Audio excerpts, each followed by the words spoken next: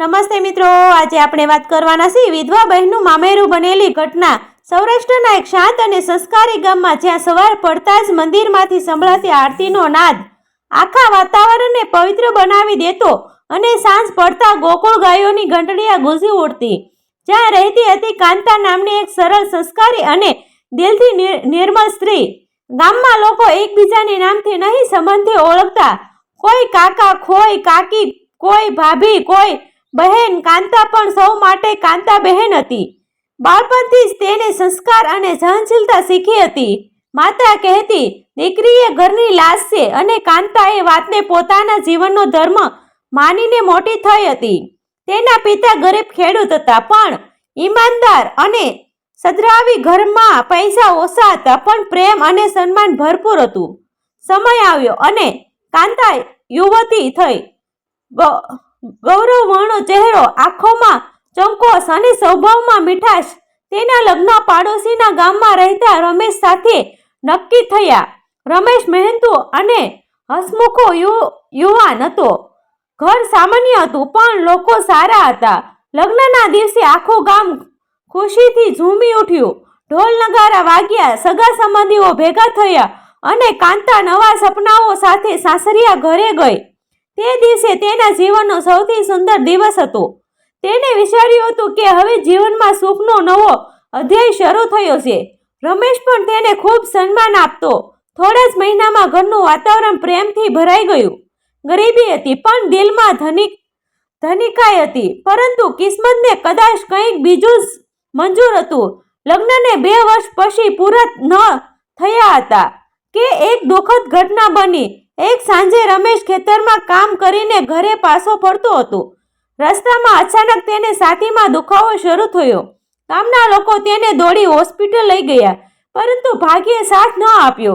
રાત્રે જ તેની જીવનયાત્રા પૂર્ણ થઈ ગઈ। તે રાત્રે આખા ગામ માટે શોકમય બની ગઈ। કાંતા માટે તો જાણે આકાશ તૂટી પડ્યું। એક જ ક્ષણમાં તેને સપનાઓ ભસ્મ થઈ ગયા। સવાર સુધીમાં ખુશીઓનું ઘર શોકમાં ફેરવાઈ ગયું। વિધવાપણું શું હોય છે તે કાંતાએ એ દિવસે સમજ્યું। તેના હાથથી સુડીઓ ઉતારી દેવામાં આવી, માથેથી સિંધાર સાફ કરી દેવાયો। સફેદ સાડીમાં ઢંકાયેલી કાંતા હવે વિધવા તરીકે ઓળખાવા લાગી। ગઈકાલ સુધી તે લોકો તેને વહુ કહીને સન્માન આપતા હતા, તેમાંથી કેટલાક લોકો હવે દયા કે તિરસ્કારની નજરે જોતા। સમાજની કઠોરતા ધીમે ધીમે તેને ચીરી રહી હતી। સાસરિયામાં પણ પરિસ્થિતિ બદલાઈ ગઈ। કોઈ ખુલ્લે આમ કશું કહેતું નહોતું, પણ વર્તમાનમાં ઠંડક આવી ગઈ। ગરીબી સાથે હવે એકલાનો ભાર પણ ઉમેરાયો। કાંતા ત્યારે 2 નાના બાળકોની માતા હતી। મોટો દીકરો માત્ર 4 વર્ષનો અને નાની દીકરી માત્ર 2 વર્ષની। બાળકોને તો સમજ પણ નહોતી કે તેમના પિતા હવે ક્યારેય પાછા નહીં આવે। દીકરો દરરોજ બારણું જોએ અને પૂછે, માં, પપ્પા ક્યારે આવશે? આ પ્રશ્ન કાંતાના હૃદયને ભેદી નાખતો। તે આંસુ છુપાવીને કહેતી, પપ્પા ભગવાન પાસે ગયા છે। અંદરથી તે દરરોજ તૂટી રહી હતી, પરંતુ સંતાનો માટે મજબૂત રહેવું ફરજ હતું। સમય પસાર થતો ગયો, પણ પરિસ્થિતિ વધુ કઠિન બનતી ગઈ। ઘરની આવકનો કોઈ આધાર નહોતો। સાસરિયાઓએ થોડા મહિના સુધી સહારો આપ્યો, પરંતુ ગરીબી દરેકના સ્વભાવને બદલી નાખે છે। એક દિવસ સાસુએ સંકેત આપ્યો કે હવે કાંતાએ પોતાનું ભવિષ્ય વિચારવું જોઈએ। કાંતા સમજતી હતી કે તે અહીં વધુ દિવસ ભાર બનીને રહી શકશે નહીં। અંતે તેને નિર્ણય કર્યો કે બાળકો સાથે માયકા પરત જવું। તે દિવસ તેની માટે બીજી વિદાય સમાન હતો। એકવાર દુલ્હન બનીને આવી હતી, હવે વિધવા બનીને જતી હતી। માયકા પહોંચતા ભાઈએ તેને ગળે લગાવી। ભાઈ ગરીબ મજૂર હતો, પોતાનો પરિવાર જ મુશ્કેલીથી ચલાવતો, છતાં તેણે બહેનને કહ્યું, તું ચિંતા ન કર, આ ઘર તારું જ છે। ગરીબી હોવા છતાં એ ઘરમાં પ્રેમ હતું। કાંતા માટે એ શબ્દ સૌથી મોટો આધાર હતા। પરંતુ ગામમાં ચર્ચાઓ શરૂ થઈ।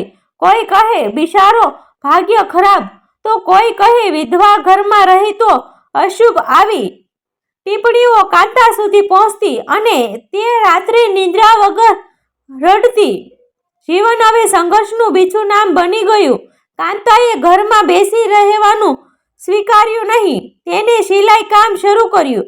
ક્યારેક ખેતરમાં મજૂરી પણ કરતી. સવારથી સાંજ સુધી મહેનત કરીને બાળકોને ભણવાનો પ્રયત્ન કરતી.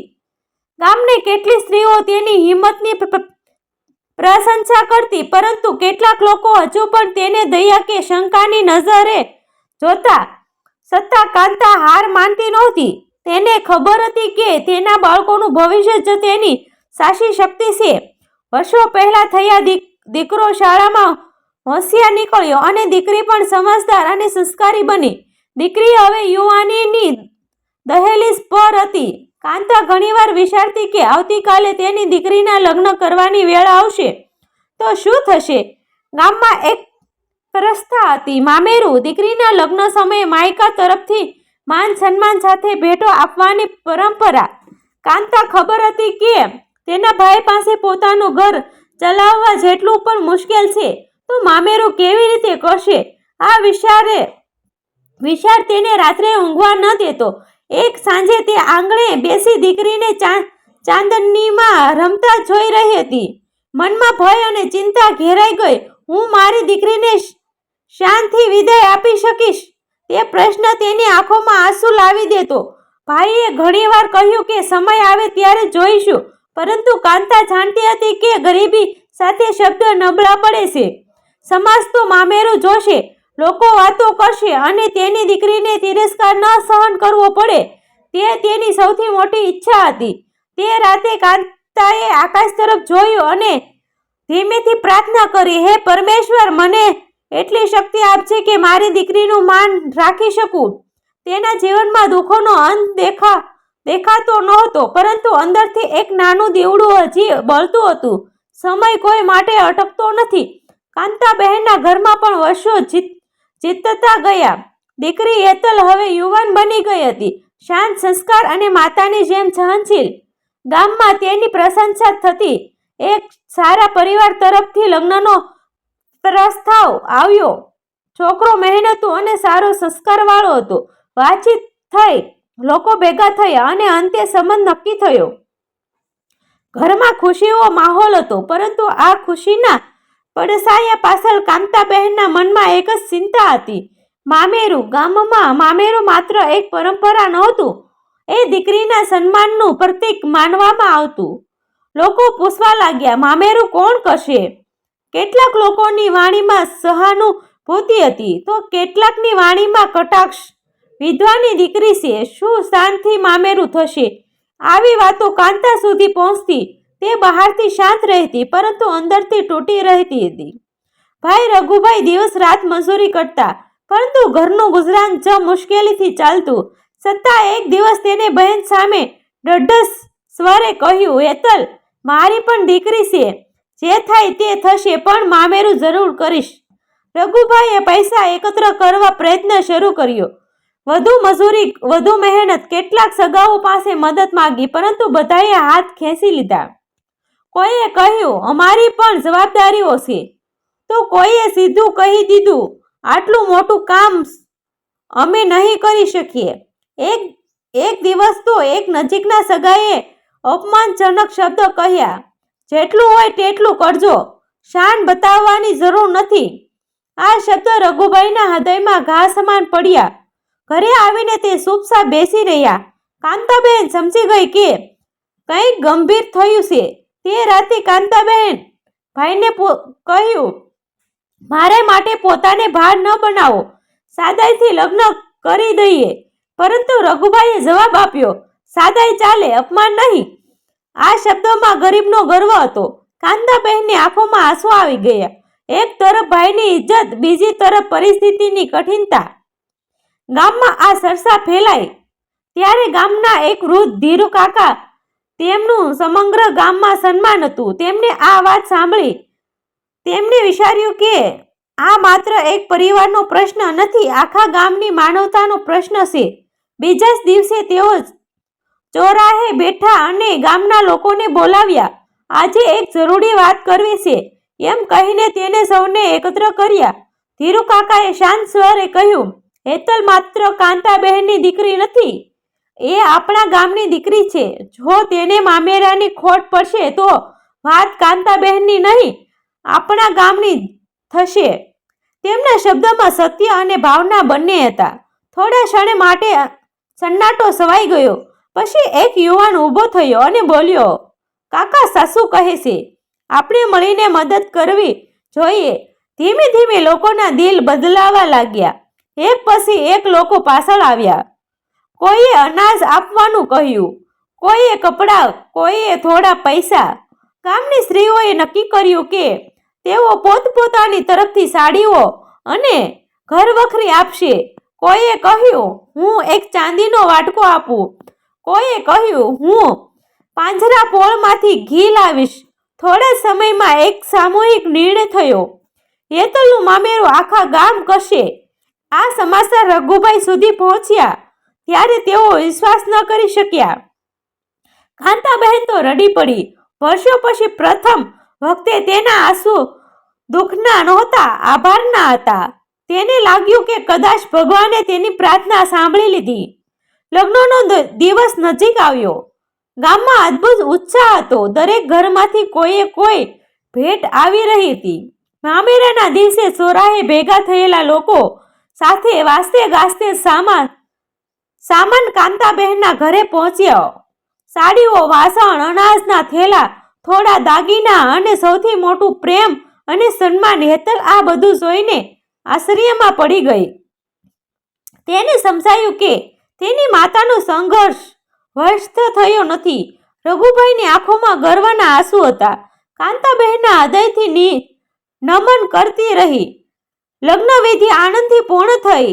વરપક્ષ પણ આ દ્રશ્ય જોઈને પ્રભાવિત થઈ ગયો. તેમણે જાહેરમાં કહ્યું, આવું એકતા અને માનવતા અમે ક્યારેય જોયું નથી. આખું ગામ ગર્વથી ઝૂમી ઉઠ્યું. લગ્ન પૂર્ણ થયા પછી જ્યારે હેતલ વિદાય થઈ રહી હતી ત્યારે સમગ્ર વાતાવરણ ભાવુક બની ગયું.